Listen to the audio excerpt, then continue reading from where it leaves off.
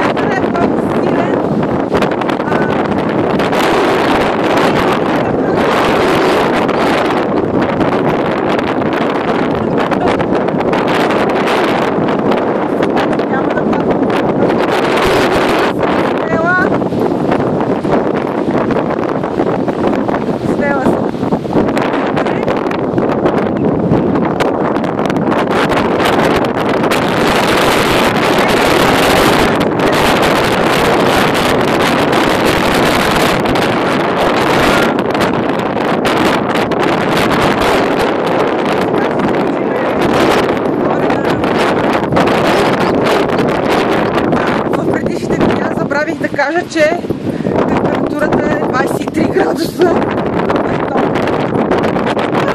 Чудо, къде си? Браво, бе! Той не очакваше, че от другата страна на морето.